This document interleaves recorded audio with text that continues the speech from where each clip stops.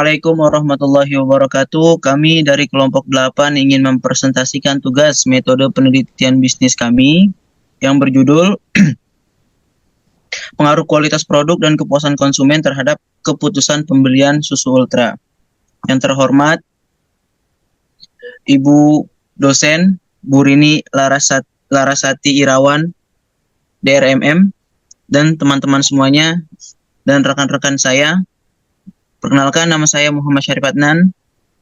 Nama saya Salmi Kafah. Nama saya Sabrina Septiarini. Nama saya Aulia Kurnia Putri. Next. Bab 1, pendahuluan. Yang pertama, latar belakang masalah. Latar belakang di era modern dengan persaingan ekonomi yang semakin ketat, industri susu cair di Indonesia memiliki potensi besar untuk berkembang.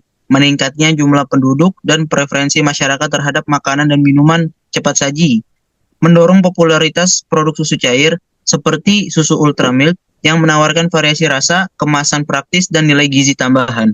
Menurut Kotler dan Armstrong, pada tahun 2012, kualitas produk adalah karakteristik suatu produk atau jasa yang mampu memenuhi kebutuhan pelanggan termasuk reliabilitas, durabilitas, dan kemudahan penggunaan.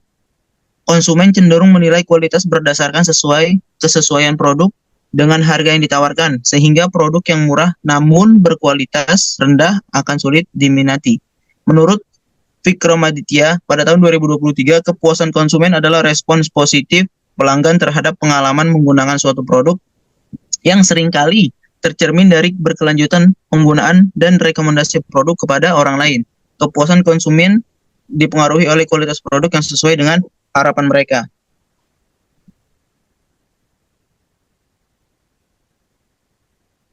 Keputusan pembelian menurut Softman dan Kanuk pada tahun 2008 adalah proses memilih antara dua atau lebih alternatif dalam membeli suatu produk.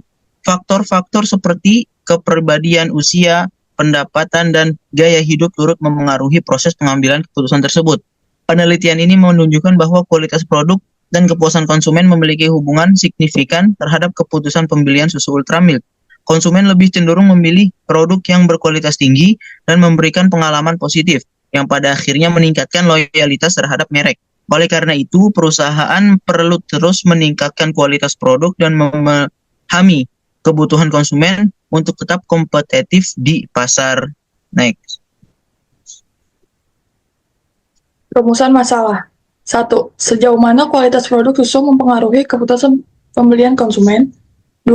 Apakah terdapat pengaruh yang signifikan antara kepuasan konsumen terhadap susu ultra dan keputusan pembelian mereka?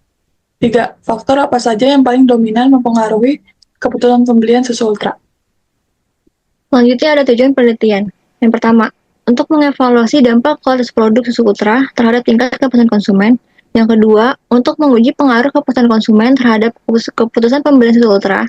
Yang ketiga, untuk dapat mengidentifikasi faktor-faktor kualitas produk yang paling dominan mempengaruhi keputusan pembelian susu ultra. Selanjutnya, manfaat penelitian. Bagi penulis, 1. Penulis dapat memperdalam pemahaman tentang faktor-faktor yang mempengaruhi keputusan pembelian seperti kualitas produk dan kepuasan konsumen.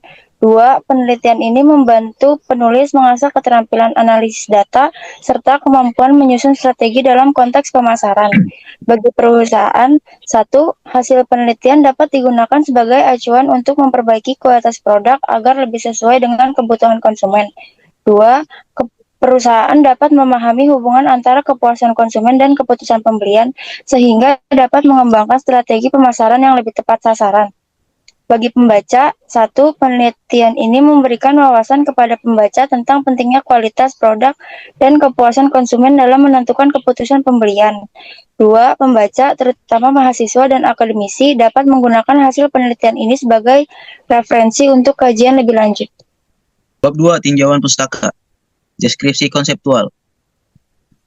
Deskripsi konseptual merupakan bagian dari laporan penelitian yang berisi berbagai konsep teori yang relevan dengan tema penelitian. Isi dari deskripsi konseptual merupakan kajian berbagai teori yang relevan dengan variabel penelitian, baik variabel bebas maupun variabel yang terikat.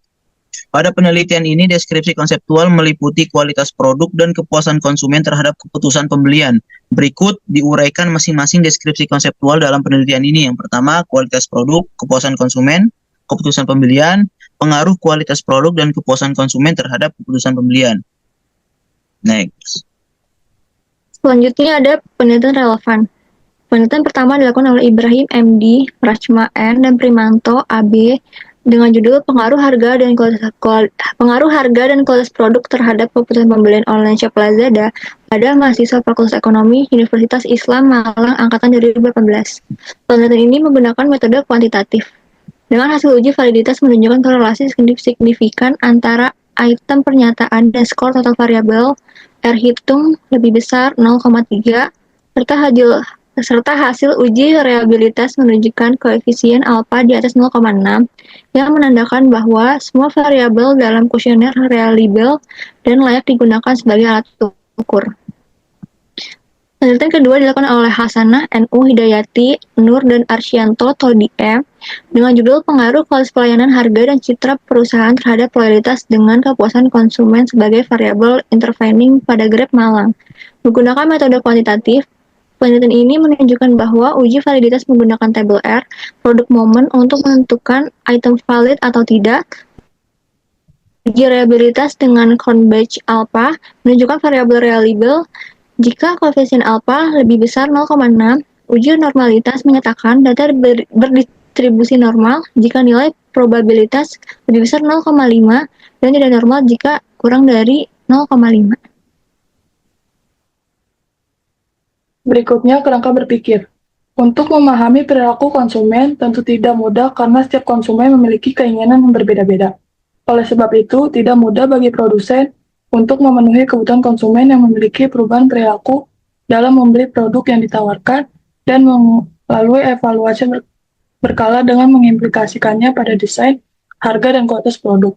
Untuk memahami lebih jelas kehubungan di antaranya yaitu dependent variable atau variabel terikat ialah keputusan pembelian Y, dan independent variable atau variabel bebas ialah kualitas produk atau X1, dan kepuasan konsumen atau X2 yang digunakan dalam penelitian ini. Berdasarkan penjelasan, maka dapat digambarkan kerangka pemikiran dengan struktur penelitian sebagai berikut. Selanjutnya hipotesis. H01 semakin rendah kualitas produk susu ultra, maka semakin rendah pula keputusan pembelian konsumen. H1 semakin tinggi kualitas produk susu ultra, maka semakin tinggi pula keputusan pembelian konsumen.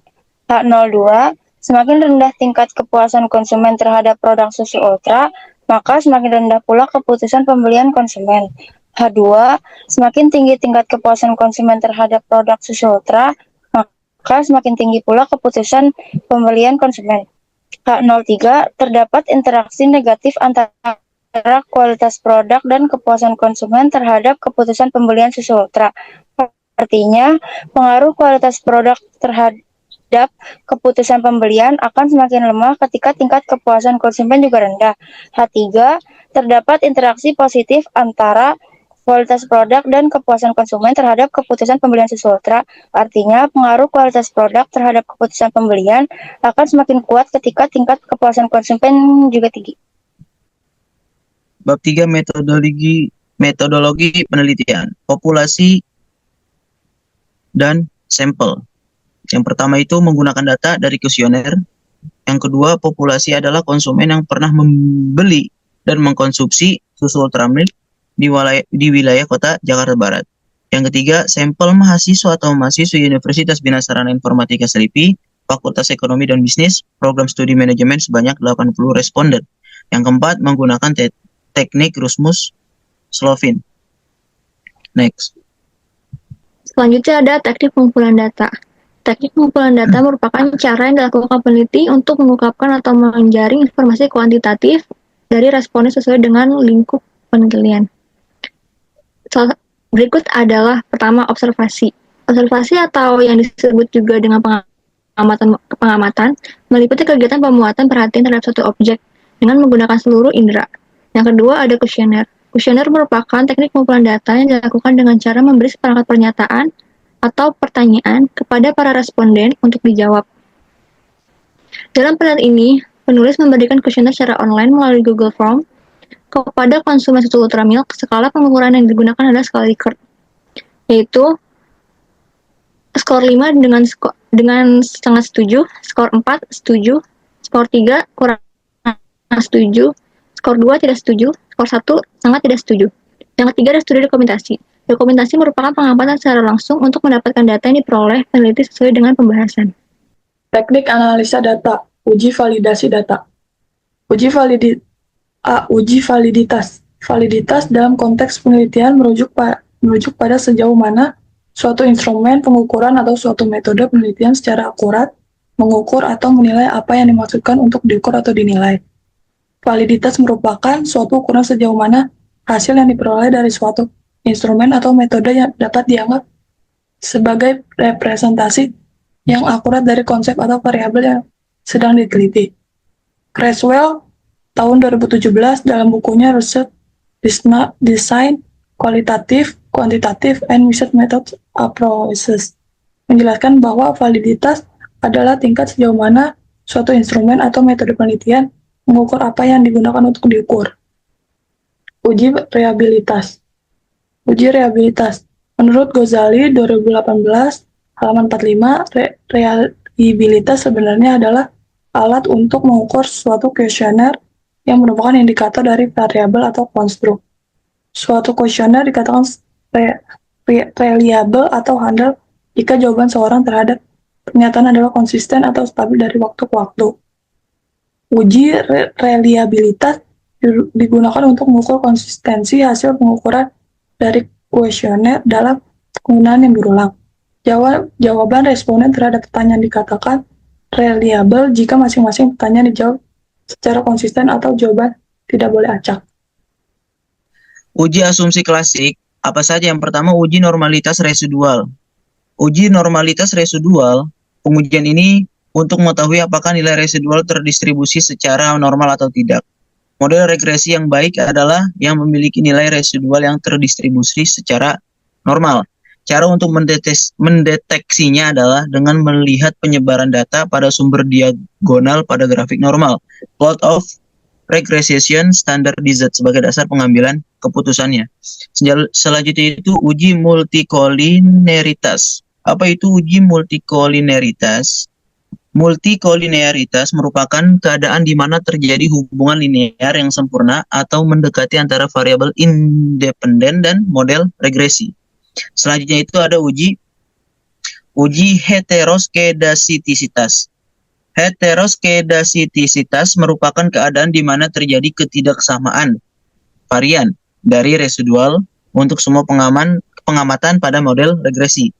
Cara pengujiannya itu dengan cara uji Gleiser. Selanjutnya itu uji autokorelasi. Apa itu uji autokorelasi? Autokorelasi merupakan keadaan di mana pada model regresi ada korelasi antara residual pada periode T dengan residual pada periode sebelumnya. Model regresi yang baik adalah yang tidak memiliki autokorelasi. Next. Selanjutnya, pengujian analisis regresi linear berganda bertujuan untuk memperkirakan fluktuasi kondisi suatu variabel terikat atau dependen dengan cara memanipulasi naik dan turunnya nilai pada dua atau lebih variabel bebas independen agar bisa mendapatkan hasil yang bisa ditarik kesimpulannya menurut Sugiono tahun 2019. Adapun rumusnya yaitu Y sama dengan A tambah B1X1 tambah B2X2 tambah S1. Keterangannya, Y sama dengan keputusan pembelian, X1 sama dengan kualitas produk, X2 sama dengan kepuasan konsumen, S1 sama dengan stochastic error term. Untuk yang selanjutnya ada uji hipotesis. Yang pertama ada uji T. Uji ini dalam regresi berganda digunakan untuk mengetahui apakah model regresi variabel independen secara parsial berpengaruh signifikan terhadap variabel dependen. Hipotesis. HO sama dengan tidak ada berpengaruh X1, X2 secara parsial terhadap Y. H1. Ada pengaruh X1, X2 secara parsial terhadap Y. Berikut adalah kriteria pengambilan keputusan. HO diterima bila signifikasi lebih besar 0,5 atau tidak berpengaruh. HO ditolak bila signifikasi kurang dari 0,05 berpengaruh. Berikutnya yaitu uji F. Uji pengaruh simultan atau F-test digunakan untuk mengetahui apakah variabel independen secara bersama-sama mempengaruhi variabel dependen. Adapun prosedur pengujiannya adalah setelah melakukan perhitungan dengan F-hitung, kemudian membandingkan nilai F-hitung dengan F-table. Kriteria pengambilan keputusan adalah 1. Apabila F-hitung lebih besar F-table dan tingkat signifikansi lebih kecil dari 0,05, maka ditolak. Artinya secara bersamaan semua variabel independen berpengaruh signifikan terhadap variabel dependen. 2. Apabila F-hitung lebih kecil dari F-table dan tingkat signifikansi lebih besar dari 0,05, maka diterima. Artinya secara bersamaan semua variabel independen tidak berpengaruh signifikan terhadap variabel dependen. Selanjutnya, uji koefisien determinasi. Menurut Sujarweni tahun 2018, koefisien determinasi atau R2 digunakan untuk mengukur seberapa jauh kemampuan variabel-variabel dependen. Nilai koefisien determinasi atau R2 adalah antara 0 dan 1. Nilai R2 yang kecil berarti kemampuan variabel-variabel independen dalam menjelaskan variabel dependen amat terbatas. Adapun ketentuan besarnya nilai koefisien determinasi antara 0 sampai dengan 1, di mana rumus koefisien determinasi dan interpretasinya sebagai berikut. KD sama dengan R2 kali 100%. Keterangannya, KD sama dengan koefisien determinasi, R2 sama dengan nilai korelasi antara X terhadap Y.